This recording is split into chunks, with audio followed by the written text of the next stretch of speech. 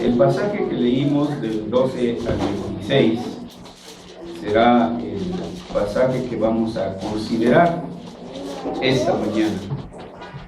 Pero quiero fijar la atención de ustedes y de un servidor en el versículo 20.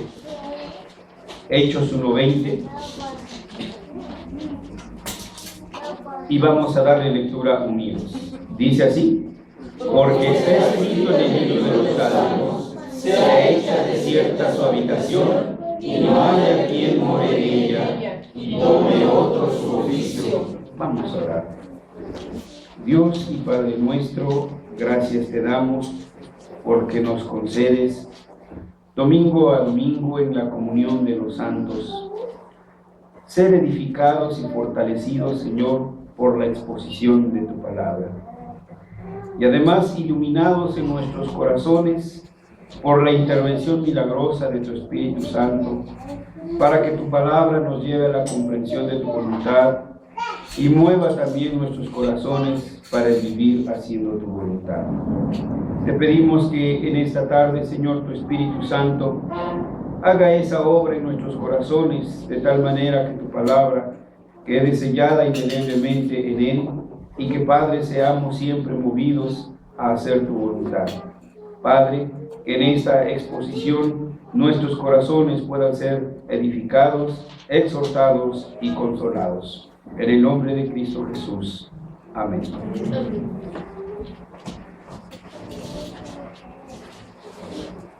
Hemos concluido entonces ya un periodo más de fiestas en nuestro calendario litúrgico.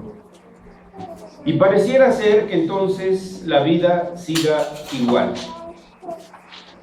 Como cantaba Julio Iglesias, unos que se van, si unos nacen, otros morirán, pero la vida sigue igual. Unos se quedan, otros se van, pero la vida sigue igual, y así sucesivamente. La tonadilla es pegajosa, y alguien pudiera decir: ¡ay, qué bonita canción! Pero si la miramos con cuidado, veremos que el tema de esta canción denota una vida plana, una vida llana, sin metas.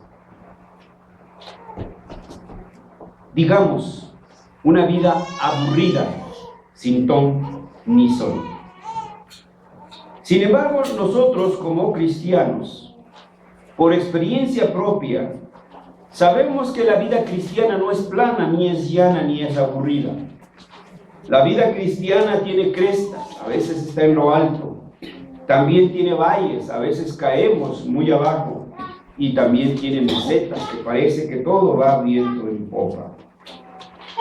Eso lo observamos en nuestras vidas personales, en nuestras vidas familiares y aún en nuestra vida comunitaria. Dentro de todo ello hay eventos que se salen de la meseta de la cotidianidad y vienen a formar ya sean crestas o sean valles.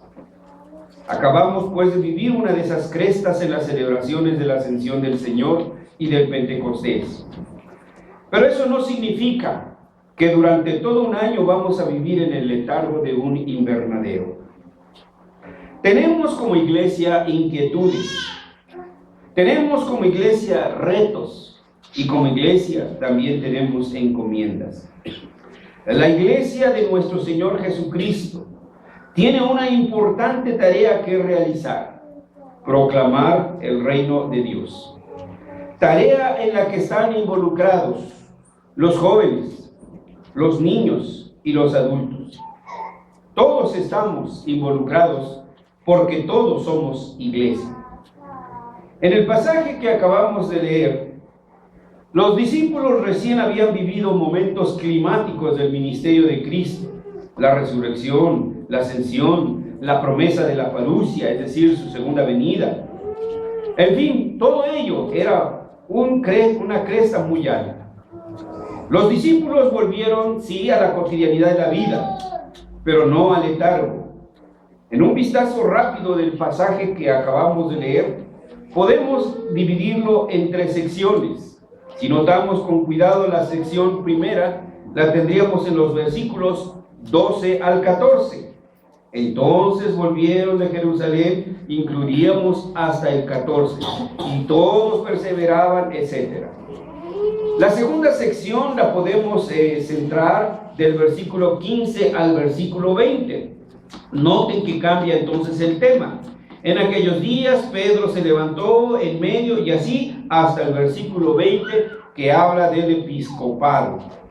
Y la tercera sección bien la podemos colocar de aquí del versículo 21 al versículo 26. Así pues, a la luz de este pasaje, veremos que en primer lugar tendremos lo que es la vida cotidiana de la iglesia. En segundo término, la segunda sección nos marca los oficios dentro de la iglesia. Y en tercer lugar, las distintivas básicas de estos oficios. Así que vamos a tratar de hacer una exégesis somera de este pasaje. Pasamos a la primera sección, los versículos del 12 al 14, la vida cotidiana de la iglesia. Nótese con cuidado que en esta primera sección y en estos tres primeros versículos, solo tres cosas se nos menciona así de pasada. Primera, que los discípulos volvieron a Jerusalén. Acababan de estar allá, recuerdan, en el monte donde el Señor ascendió. Volvieron a Jerusalén. El pasaje también nos dice que subieron al aposento alto, en el versículo 3. Algo hacían en el aposento alto, ¿verdad? Dice que perseveraban en la oración. Incluso dentro de ese grupo de 120 personas estaba María, la madre de Jesús. Y entonces estos tres versículos nos van mostrando cuál era la cotidianidad de la iglesia apostólica. ¿Cuál era la cotidianidad de la vida cultica de la iglesia apostólica? Pero debe tenerse claro que la vida cultica no es la totalidad de la vida de la iglesia. La vida de la iglesia se desarrolla en el Theatrum Dei, es decir, en el mundo de Dios. Porque la iglesia no solamente canta y lee la Biblia, la iglesia trabaja, la iglesia estudia, ¿o no, Osvaldo? ¿O nomás dices que vas a estudiar, que vas a la escuela? No, ¿verdad? La iglesia estudia, la iglesia se divierte, la iglesia duerme también. En fin, la vida de la iglesia es dinámica. Y esto es precisamente a lo que somos llamados a tomar en cuenta. De manera, hermanos, que como iglesia no debemos enfrascarnos unidimensionalmente en la vida cultica, como muchas de nuestras iglesias hermanas evangelicalistas y fundamentalistas. Toda su expresión religiosa la marcan en el culto. Por supuesto que la invitación a que también nuestras vidas denoten el señorío de Cristo, en nuestros trabajos, en nuestros estudios, en nuestras diversiones, en nuestras empresas, no es una invitación para que abandonemos la expresión cúltica ni la vida de oración que como personas, como cristianos y como iglesias debemos de llevar. Es entonces de tomarse en cuenta como iglesia el mandato cultural, que ese mandato cultural fue establecido en el Edén y que sigue vigente y que nosotros estamos llamados a seguir desarrollando ese mandato cultural. Desde los inicios de la creación, Dios dejó muy en claro que el hombre no venía en plan de turista al planeta Tierra. El hombre tenía el mandato de presidir el desarrollo cultural del universo. Y a pesar de la caída y la invasión cancerígena del pecado, la orden de ir adelante con la tarea de desarrollar culturalmente la inmensidad de este universo sigue vigente. Jehová Dios le dice al hombre: llenad la tierra y subyugadla, Génesis 1:28. Esta frase es imperativa y es una revelación y es un mandamiento. Esta es la primera y fundamental revelación. Este es el primer y fundamental mandamiento: subyugar la creación. El hombre no fue una criatura más dentro del orden del universo. El hombre no fue un mero adorno de la creación. A diferencia de todas las demás criaturas, a las cuales Dios dijo que hizo y muy buenas, solo al hombre lo hizo portador de la imagen de Dios. Al hombre y solo al hombre lo hizo representante de toda la creación. Al hombre y solo al hombre le dio la tarea de administrar de una manera fiel la vastedad del universo. A todo esto es lo que llamamos el mandato cultural y que estamos llamados a realizar. El mandato cultural es, pues, un llamamiento divino para ejercer dominio sobre la totalidad de la creación. El mandato cultural es una actividad que consiste en explorar, descubrir, desarrollar y cuidar todo cuanto existe en este mundo, que no es nuestro, sino de Dios, y que nosotros solamente somos unos inquilinos. La tarea del hombre es rescatar, restaurar y redirigir cada una de las esferas de trabajo que existen en este mundo caído. Por lo tanto, he aquí nuestra tarea. La iglesia, la cual es el corazón de ese reino, del reino de Dios. Como iglesia, no nos aletargamos después de una conmemoración. Como iglesia, debemos volver a nuestras actividades cotidianas, proclamar el reino de Dios en cada una de las esferas de la vida y ganar terreno cada día. Que cada día haya más escuelas cristianas, más universidades cristianas, más trabajos de empresas cristianas, más centros de recreación cristianas. A veces cuando les decimos a los jóvenes o a las señoritas, no te es lícito tener novia pagana. ¿Me escucharon, señoritas? ¿Me escucharon, jóvenes? No te es lícito tener novios paganos. Y con una burla así media socarrona: pues si ni hay en la iglesia. Ya estoy a punto de sacar el billete y mira, ve a la farmacia para que compres un colirio. Pero tienen algo de razón, hermanos. Porque la vida cristiana creemos que es solo culto. Y algunas muchachas dirán, como una muchacha nos dijo allá en Monterrey, en las conferencias que fuimos mi esposa y un servidor cuando hicimos esta observación, dice, pero si los muchachos se parecen a los teléfonos, ¿por qué? Dice, o no sirven o están ocupados. Pero el problema, hermanos, es que la vida cristiana no es solo culto. ¿Cuánto tiempo pasan nuestras señoritas y nuestros jóvenes en las escuelas paganas? ¿Quién va a ser su novio? ¿Quién va a ser su novia? Un cainota, una filisteota. ¿Qué más? ¿Tenemos empresas cristianas? Pues no. Pues entonces tiene que ir a la fábrica de Pancho Nopales, a la oficina de San Juan de las Esquinas. ¿Y quiénes van a ser sus compañeros de trabajo? Cainotas y filisteos y incircuncisos y etcétera. Ahí está el problema, hermanos. Entonces el problema es una dimensión muy grande. Porque todos estos centros, hermanos, no han sido rescatados por nosotros. Esa es entonces nuestra tarea. En eso consiste proclamar el reino de Dios. No vamos a hacer que cierre, ¿sí?, la fábrica de estos perjúmenes que me cae mal ese que dice que domínalos con ese que English Leather, algo así, ¿no? O Rexona, ¿no? ¿Sí? Rexona, que hasta las mariposas caen. Bueno, no sé si así va el comercial. No las vamos a eliminar. No vamos a quemar los carros de Sabritas, ¿sí? Ni de los churritos y esos que tanto comen nuestros chamacos. Pero vamos a tener nuestras propias empresas y enseñarle al mundo cómo se hacen empresas, cómo se maneja una economía cristiana, una economía desde una perspectiva cristiana. Ahí no hemos hecho nada. Esa es nuestra tarea, ese es nuestro reto, hermanos, ese es nuestro llamado.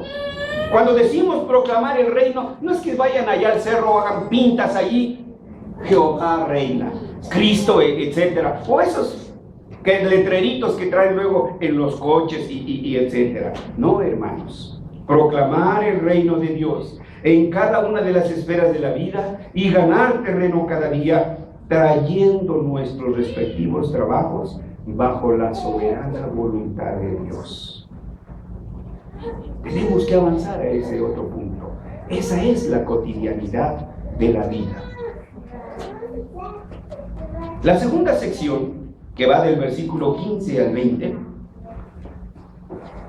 encontramos aquí 5 expresiones de Pedro. Síganme con su vista y traten de localizarlas en el pasaje. Dice la Escritura que él se levantó, es decir, tomó la iniciativa.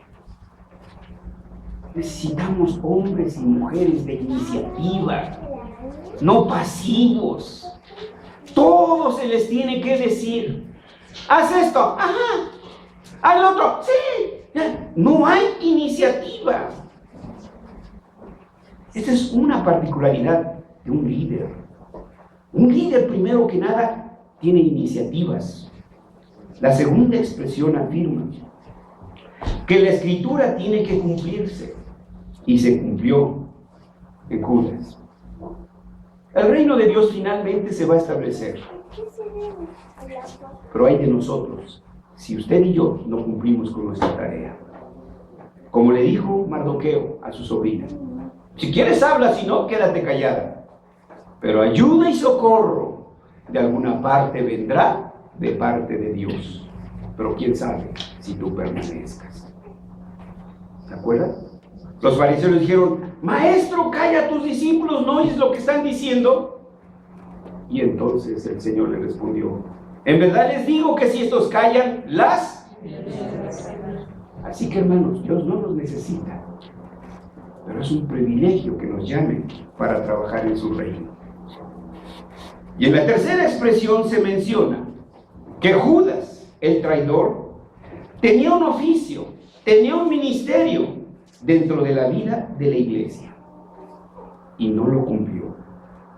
Y según dice la cuarta expresión, Judas apostató, Judas se rebeló, Judas abandonó su ministerio. ¿Alguien sabe cuál era el cargo de Judas en el grupo de los discípulos? Era el tesorero, ¿sí? Y se voló las ofrendas, ¿sí?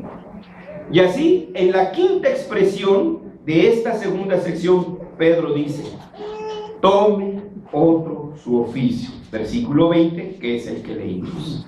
Sea desierta su habitación y no haya quien more en ella. Y miren la frase: tome otro su oficio. Es decir, que la iglesia no se puede paralizar. No se puede paralizar porque un abúlico o un irresponsable, ya sea pastor, ya sea anciano, diácono o maestro de escuela dominical, no cumple con su oficio y tiene en poco su investidura.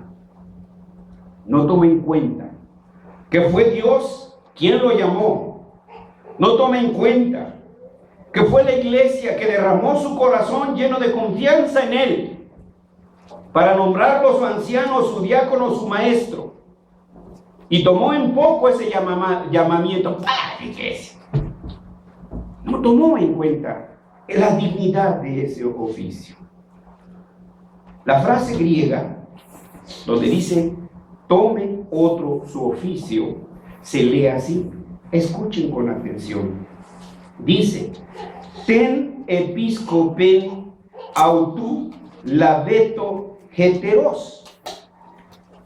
La traducción literal de este pasaje sería: y el oficio de él, se refiere a Judas, y el oficio de él, tómelo otro.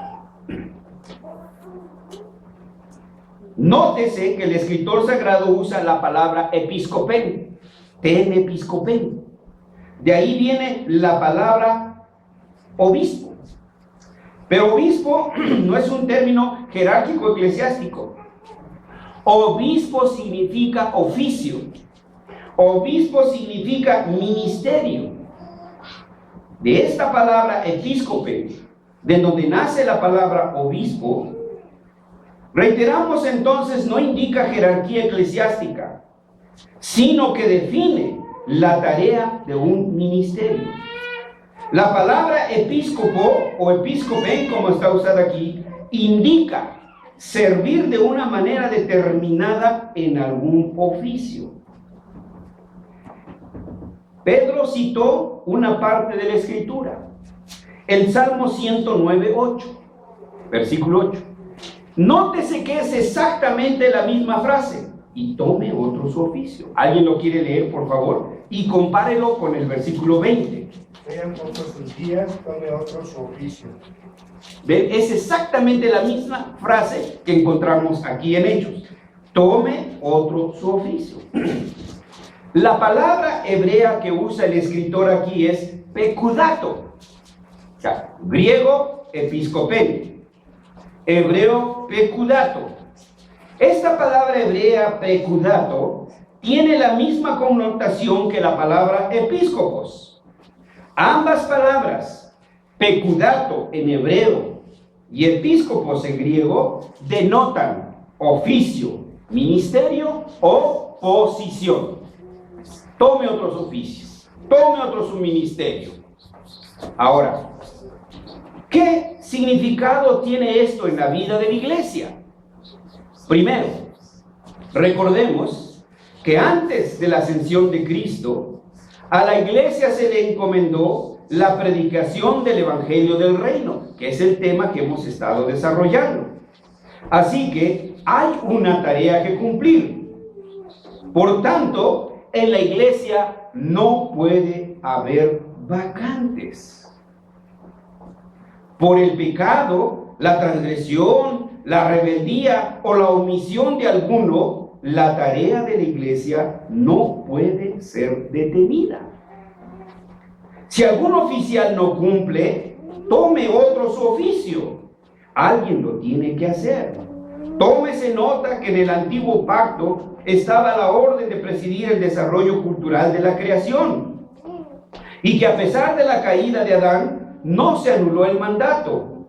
Este deber debe seguir cumpliéndose. Como iglesia, el Mesías, no podemos seguir viviendo de añoranzas y de ayeres. La iglesia debe seguir su inexorable marcha. La iglesia debe continuar con su tarea.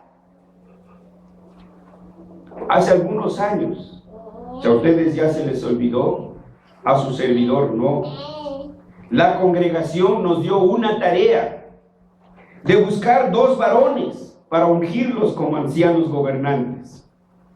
No hemos podido cumplir con esa tarea. Y no es que no la hayamos tomado en cuenta. Intentamos llevarla a cabo. No se pudo. Así que, hermanos, seguimos entonces con este pendiente. No puede haber vacantes. Si unos se fueron, si otros no quieren, alguien debe tomar su lugar. Si unos no cumplen, alguien debe cumplir. Este es el reto de la iglesia, y este es un vehemente llamado para cada uno de los miembros de esta iglesia. Los adultos y los jóvenes, todos deben tener presente que en algún momento de su vida pueden ser llamados para tomar los oficios abandonados por otros. Por eso esta mañana decía, ¿me estás oyendo, Abdiel? Tú no me oíste, pero ahora te lo repito, Oliver. ¿Me estás oyendo, Oliver? Beto, sí, tú, Beto. Osvaldo, también el que no está, te avisan. Santiago, todos estamos llamados para servir. Irán ya se está preparando para ser pastor.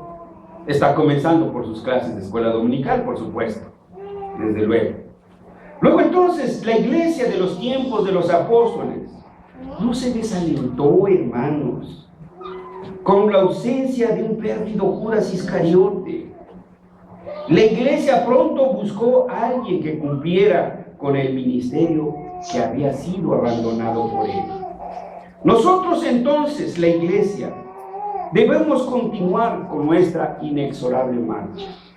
Y debemos de orar para que el Señor nos señale a quién debemos de llamar para que cumpla con esos oficios. Por consiguiente, estamos llamados a entender, a conocer cuáles son las distintivas básicas del oficio. Un diácono no tiene que ser un teólogo, ni un anciano. El teólogo es el pastor, para eso estudió, pero sí debe tener conocimientos básicos que distingan su oficio. La tercera sección la encontramos del 21 al 26. Y en esta sección se establecen los requisitos fundamentales del oficio del sucesor de Judas. Noten con cuidado que el primer requisito que está mencionando ahí Pedro es que sea testigo de los milagros de Jesús. O sea, que creía en Cristo, que andaba con Cristo. No que estaba viendo en el Azteca la final del América Guadalajara. No, sí, hay hermanos que se nos deslizan, sí. Dios les castigue su osadía. Si se nos deslizaron a ver por McCartney, es que no se deslizan al Estadio Azteca, ¿sí? Entonces vean, ser testigo de los milagros de Jesús. Segundo, testigo de la resurrección. Tercero, testigo de la oración. Oh, pues ya está algo que no voy a poder ser diácono. No, un momento. Está hablando de los requisitos del apóstol, ¿sí? Y era un oficio especial. Pero estos requisitos que eran para los apóstoles, bien pueden ser aplicados para los oficiales de la iglesia. ¿En qué sentido?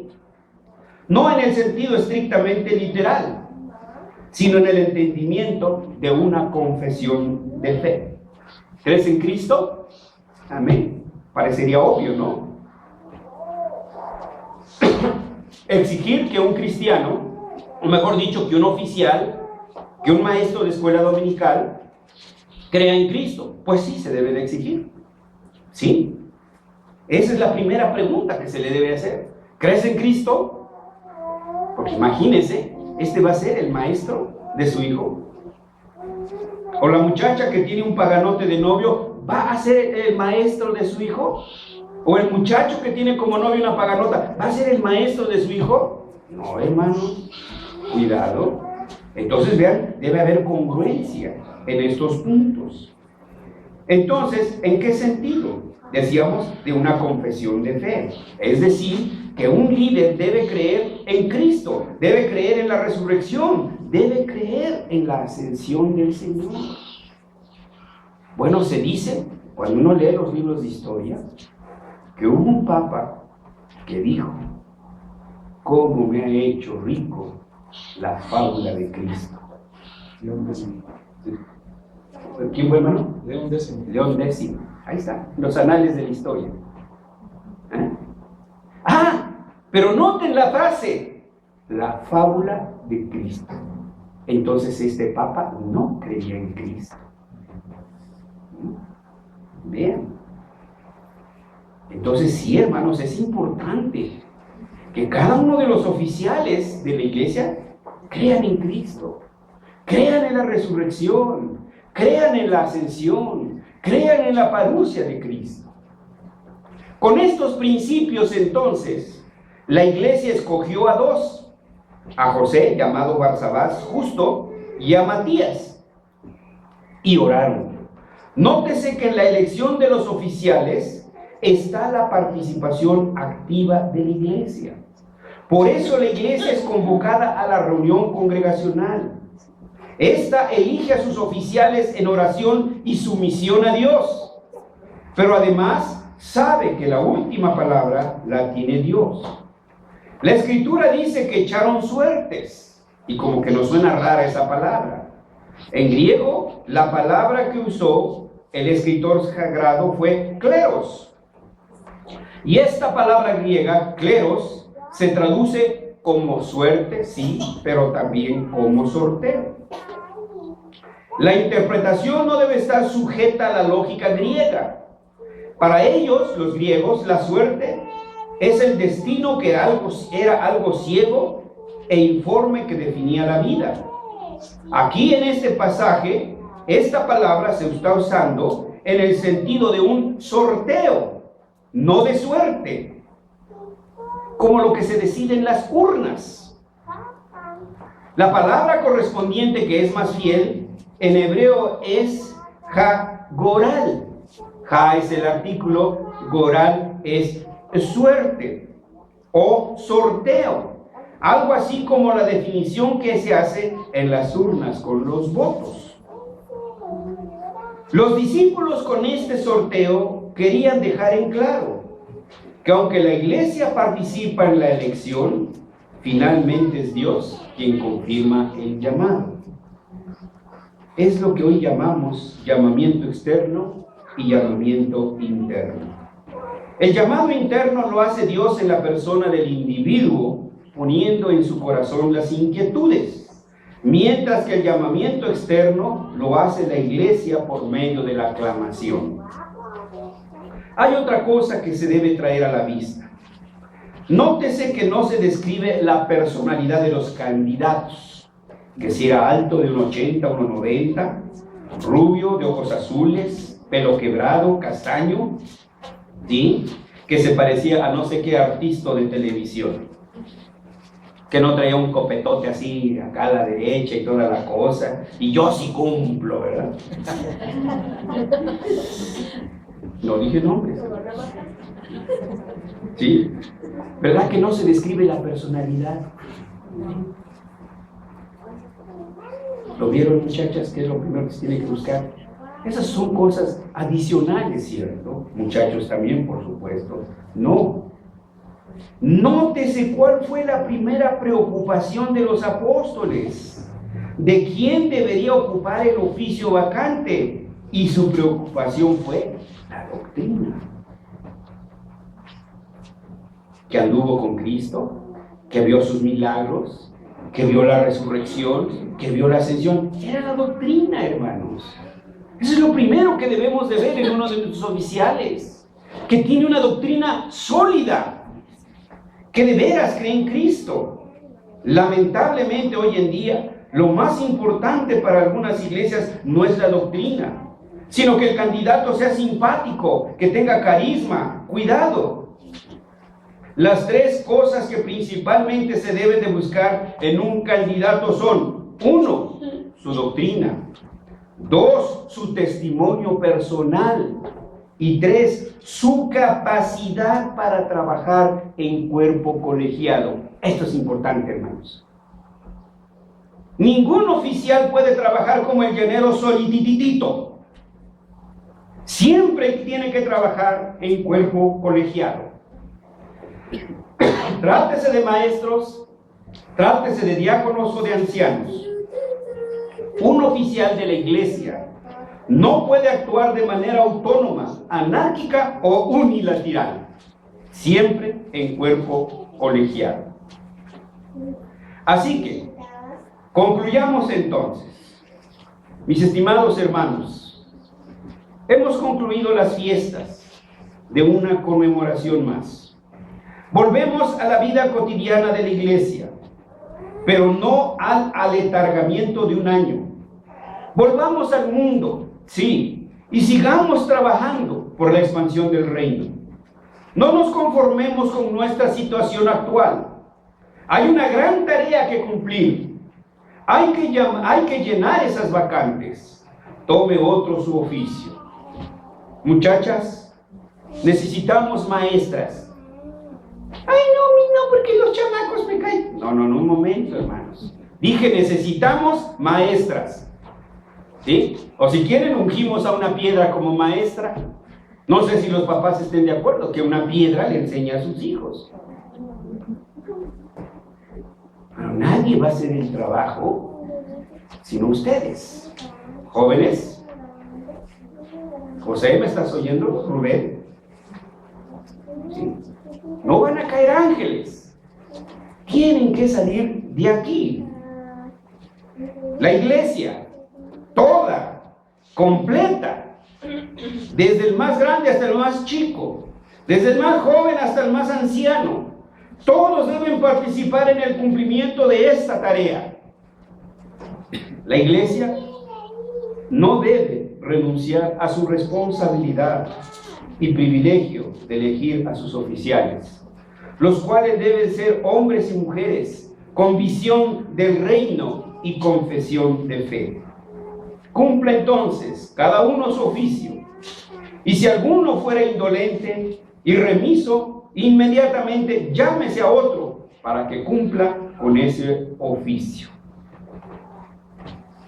Es triste, hermanos, pero no son pocas en nuestras iglesias en el que se nos desaparecen nuestros ancianos. Aquí, por supuesto que no, ustedes ven la fidelidad de ellos. 3, 4 meses, 6 meses, 1 año, regresan. Hermano, aquí está esperando su puesto, lo extrañábamos, lo amamos. Qué bueno que regresó, hermanos. Pero 6 meses, como dice nuestra Constitución, y de inmediato ya ni es miembro para comenzar. Pues hay que tener mucho cuidado, hermanos. Estuve hace poco dando una conferencia en una iglesia donde nombraron, no sé, líderes de los maestros a un matrimonio que no son miembros de la iglesia, pero su papá es anciano de la iglesia.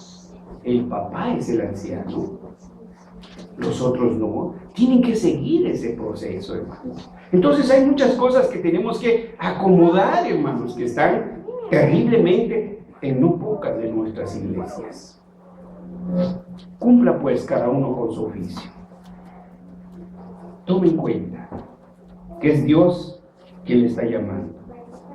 Hermano, la próxima vez que vayamos a usted como consistorio, que su primer rechazo, su primera palabra sea no. Que su primera intención sea consultar con el Señor, preguntar con el Señor y decirles al Señor: heme aquí, Señor.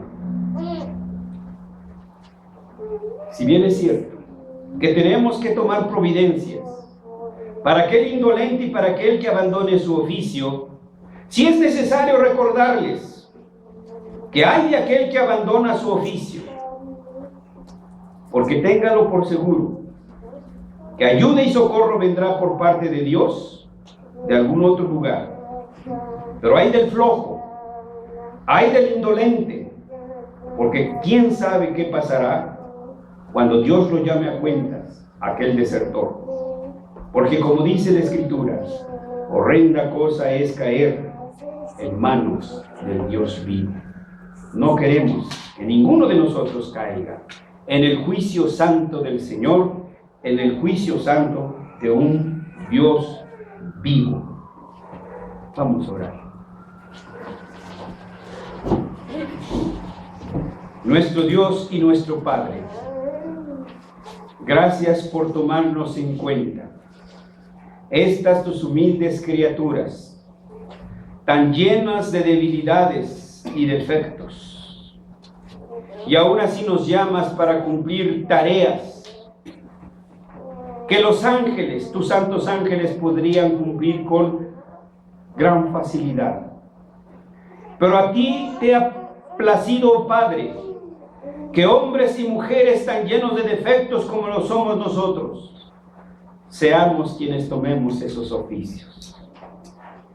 Toca nuestros corazones con el ardor de tu Espíritu y de tu palabra, para que estemos dispuestos a servirte donde tú nos llames y en el lugar donde tú nos pongas. Señor, que nuestra iglesia sea un semillero de líderes que proclaman tu reino en todos los órdenes de la vida. Que nuestros jóvenes, Señor, sea una nueva generación pujante, y no una generación como lo fuimos nosotros, lerda, Señor, para moverse. Que nuestros jóvenes no tomen ese ejemplo de nosotros, sino el dinamismo que tu palabra y tu espíritu les dé para cumplir diligentemente sus tareas. En el nombre de Jesús oramos. Amén.